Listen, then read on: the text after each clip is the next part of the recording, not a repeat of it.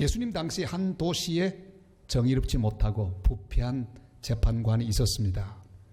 그는 아주 타락하고 또 편협하고 또한 세속적이기로 유명했습니다. 돈을 주면 꼭 돈대로 재판을 해줍니다. 그러니까 돈 많이 내면 죄가 있어도 무죄, 돈이 없으면 죄가 없어도 유죄입니다. 무전유죄, 무전유죄, 유전무죄. 바로 그런 불의한 재판관이었습니다. 그런데 땡전 한 푼 없는 가난한 과부가 그에게 찾아왔습니다. 억울한 사정 이야기하면서 도와달라고 부탁을 했습니다. 불의한 재판관이 들어줄 리가 없습니다. 왜요? 일해보았자 돈 생기지 않는 일임을 그가 알았기 때문입니다. 그녀를 무시합니다. 그런데 그 과부에게 있는 것은 유일하게 끈질긴 모습밖에는 없었습니다. 날마다 그를 찾아와 괴롭힙니다. 출근길에도 길에서 지킵니다. 퇴근길에도 지키고 그가 보이면 쫓아가서 고함을 지르고 거의 우는 목소리로 그에게 부탁을 합니다. 시간이 흘러갑니다. 그는 아예 그 과부와 마주치는 것이 너무나 끔찍한 그런 기억으로 그에게 다가옵니다. 결국 재판장은 돈 안 된 그 일을 맡아서 해결해 줄 결심을 합니다. 그리고 중얼거립니다. 아이고 못 살겠다. 돈 안 되어도 풀어줘야 되겠다. 이거 원 귀찮아서 살겠나. 끈질기도 하다. 이런 이야기를 주님은 해 주십니다. 그리고 이렇게 결론을 맺습니다. 7절 말씀 우리 다 같이 읽습니다. 하물며 하나님께서 그 밤낮 부러짓는 택하신 자들의 원한을 풀어주지 아니하시겠느냐. 그들에게 오래 참으시겠느냐. 아멘. 주님 말씀은 이렇게 시작합니다. 하물며 그랬어요. 하물며. 우리 모두는 기도하지만 기도를 들으시는 분에 대해서 너무 모르고 있습니다. 그래서 주님 말씀하십니다. 하물며. 무슨 뜻입니까? 하나님을 불의한 재판관만큼도 여기지 않고 있다는 말씀입니다.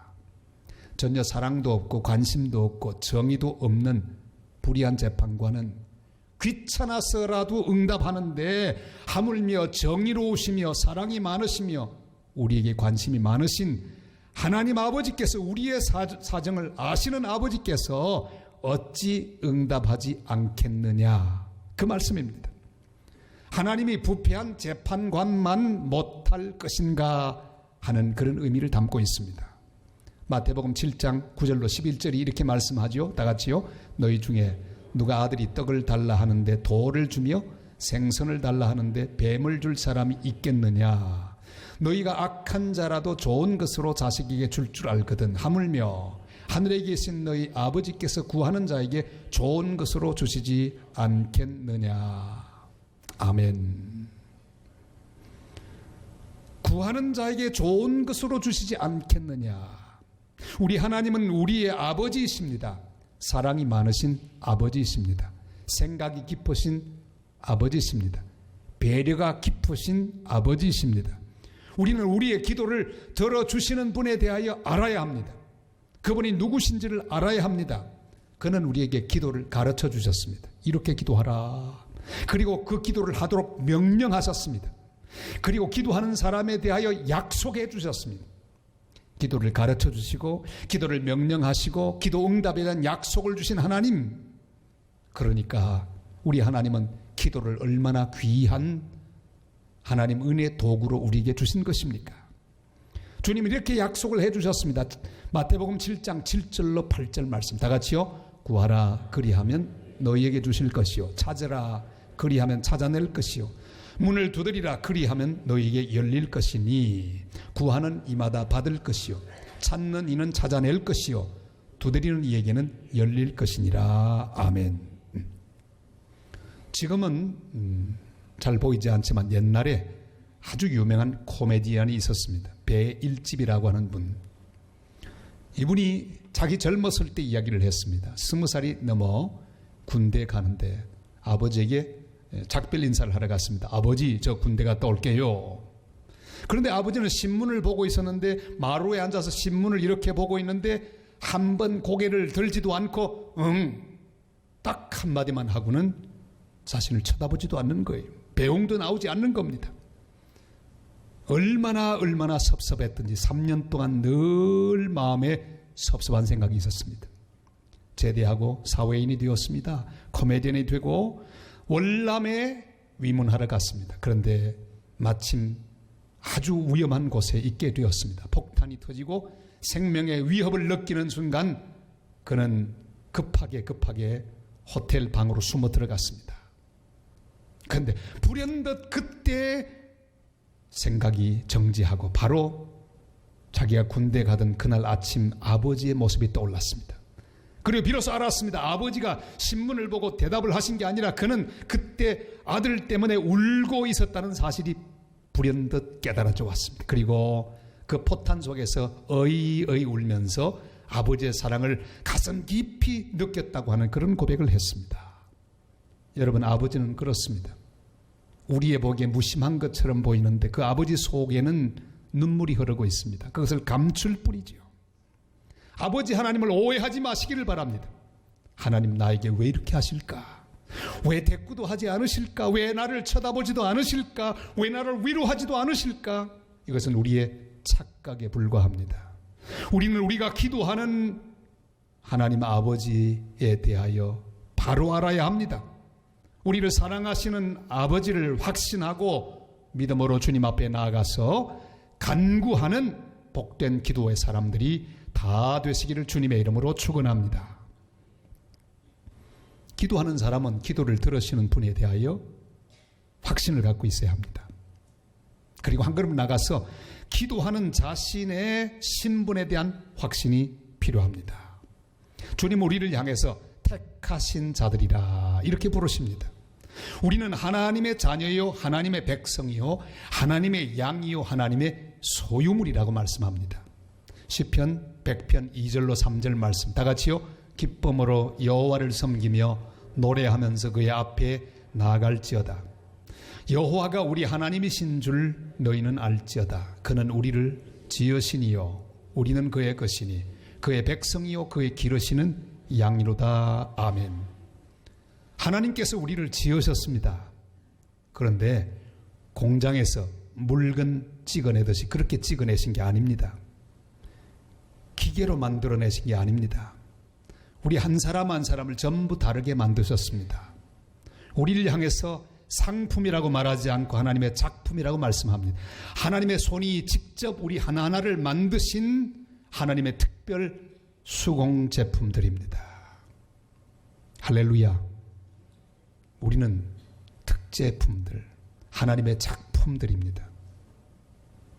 쌍둥이마저도 성격이 다릅니다. 손금이 다르고 또한 지문이 다릅니다.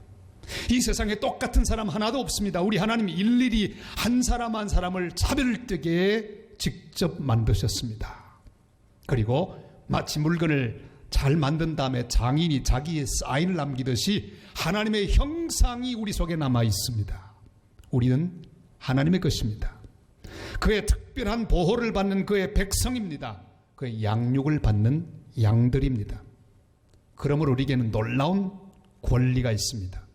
부러지져 간구할 특권이 있습니다. 양처럼 울부짖을 권리가 있습니다. 아들처럼 요구할 권리가 있습니다. 그러나 우리의 아버지, 친아버지, 우리 사랑의 목자를 잘 알고 기쁨으로 나가야 합니다. 주님 앞에 기도하러 나갈 때 우리는 노래하며 나가야 합니다. 오늘 주님 앞에 예배하러 나올 때 기쁨으로 나와서 노래하며 주님의 거룩한 전으로 들어왔듯이 감사함으로 기도의 문을 향해 들어가서 당당히 간구하고 주실 줄로 믿고 기도하며 사랑하는 마음으로 간구하는 복된 하나님의 사람들이 되시기를 바랍니다. 조그마한 벌레들의 세상도 참 재미있습니다. 벌레 가운데 폭탄 먼지 벌레라고 하는 벌레가 있습니다. 이렇게 생겼어요. 이게 꼭 10cm 밖에 안 됩니다. 이런 벌레는 하나님이 왜 만드셨을까? 그러나 의미가 있습니다. 다 사명이 있습니다. 곤충학자들이 밝혀냈습니다. 저 폭탄 먼지 벌레는 사체를 다 분해해서 자연으로 돌려보내는 그런 사명을 가지고 있다고 합니다. 자, 그런데 이 10cm밖에 안 되는 이 조그만 벌레에게 사명이 있을 뿐 아니라 또한 그 사명을 감당할 수 있는 특권도 주시고 힘도 주시고 능력도 주셨는데 이 폭탄 먼지 벌레에게는 가스를 배출하는 그런 힘이 있습니다. 큰 짐승, 자기보다 몸이 100배가 큰 짐승이 자기를 딱 삼키는 순간에 가스를 분출하면 그게 팡 하고 폭발합니다. 먼지가 막 일어납니다. 그러면 조금만 딱정벌레 하나 먹으려고 입을 벌린 짐승은 그냥 아이고 뜨거워 하고는 확 뱉어버립니다.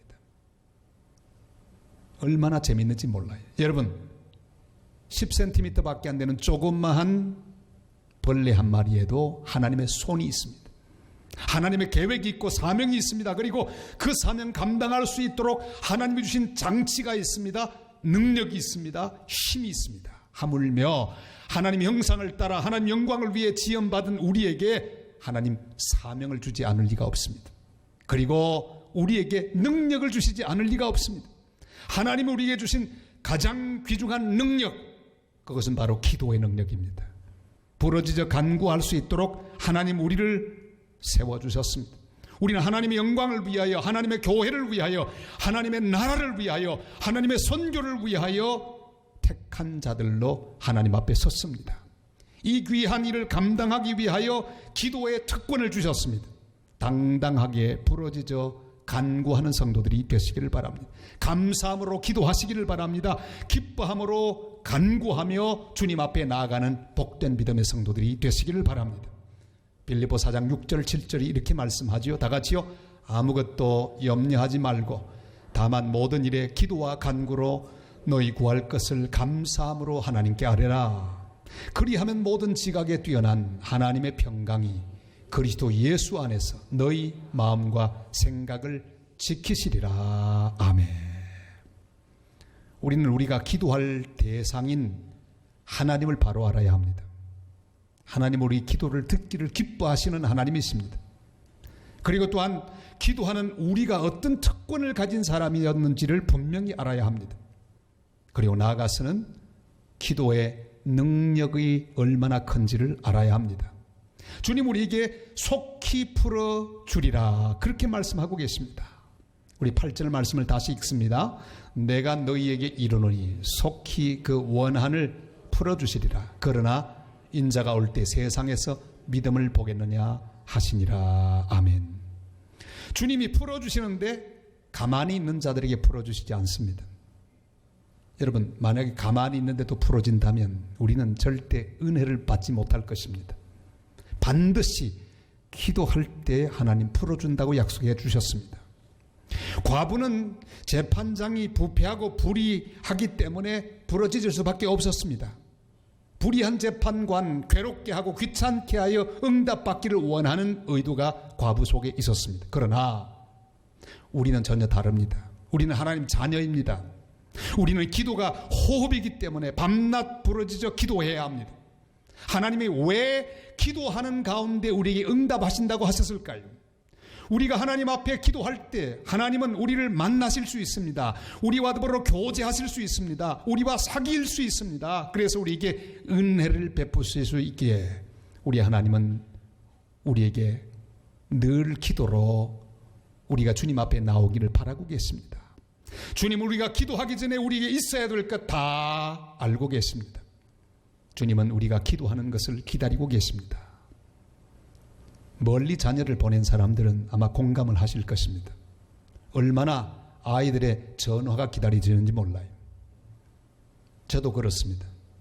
아이들이 전화가 참 기다려집니다. 그런데 가만히 내버려 두었더니 전화를 아예 안 합니다. 그래서 어느 날 심각한 목소리로 얘기했습니다. 야, 내가 오늘 특별 계명 하나를 발표한다. 아버지 계명. 너희들 한 주에 하루는 한 번은 꼭 전화하도록 해라. 만약에 일주일에 한 번 전화 안 하면 화가 있을 것이다. 협박을 했습니다. 근데 월요일 항상 전화하는 날이에요. 의무 방어로 하는 거예요. 전화가 옵니다. 근데 저는 전화를 더 오래 하고 싶어서 이 말 저 말을 묻습니다. 그래, 그게 곧 날씨는 어떻고 지난주에는 뭘 했고 자꾸 묻습니다. 그런데 이 아이들은 귀찮습니다. 아빠, 잠깐만, 내 지금 바쁜 일이 생겨서 또 좀 이따 전화할게. 전화하긴 뭘 해요. 여러분 자녀들 어떠십니까? 비슷하죠? 잘 안 합니다. 빨리 끊으려고 합니다. 여러분, 하나님 아버지의 마음이 똑같습니다. 우리 아버지 하나님 우리를 만나기를 원합니다. 우리와 오래 대화하기를 원합니다. 그래서 우리와 더불어 사귀기를 원하고 우리에게 은혜를 베푸시기를 원합니다. 근데 우리는 자꾸만 짧게 하려고 합니다. 내 하는 일이 있으니까 그 일에 더 많은 시간을 쓰기를 원합니다. 그래서 주님은 우리로 하여금 기도하도록 명령하셨고 기도를 가르쳐 주셨습니다. 기도하고 주님 앞에 나와야만 하나님 우리를 만나실 수 있기 때문입니다. 그래야 하나님 우리에게 은혜를 베푸실 수 있기 때문입니다. 사랑하는 성도 여러분, 항상 기도하시기를 바랍니다. 우리 하나님은 지금도 우리의 기도를 기다리고 계십니다. 문제가 있었을 때 주님 앞에 엎드려 기도하면 하나님은 응답해 주시는 그것보다 더 귀한 은혜를 베푸시고 우리를 만나 주셔서 주님의 사랑을 우리에게 베풀어 주실 줄을 믿습니다. 주님은 우리가 기도하기 전에 우리가 무엇을 가져야 할지를 다 알고 계십니다. 마태복음 6장 31절로 33절이 이렇게 말씀하죠. 다 같이요. 그러므로 염려하여 이르기를 무엇을 먹을까, 무엇을 마실까, 무엇을 입을까 하지 말라. 이는 다 이방인들이 구하는 것이라. 너희 하늘 아버지께서 이 모든 것이 너희에게 있어야 할 줄을 아시느니라. 그런즉 너희는 먼저 그의 나라와 그의 의를 구하라. 그리하면 이 모든 것을 너희에게 더하시리라. 아멘. 하나님은 다 아시지만 그냥 주시지 않고 기도를 통해 주십니다. 그래야만 모든 것이 은혜가 될 것을 아시기 때문입니다. 기도하다 보면 하나님 아버지의 마음을 알게 됩니다. 기도하다 보면 하나님 아버지의 그 사랑을 알게 됩니다. 그리고 내가 얼마나 존귀한 사람인지를 깨닫게 됩니다. 그래서 이기적으로 기도하지 않고 이방인처럼 세상적으로만 구하지 않고 하나님 나라와 하나님의 교회와 하나님의 영광과 하나님의 선교를 위하여 기도하게 됩니다. 이렇게 기도하여 응답받는 복된 기도의 사람들이 다 되시기를 주님의 이름으로 축복합니다.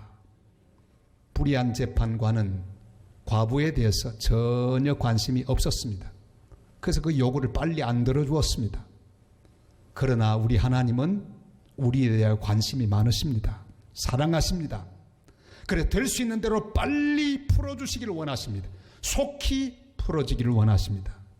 그런데 왜 지체하시는 것처럼 보입니까? 왜 빨리 풀어주지 않는 것처럼 느껴지는 것일까요?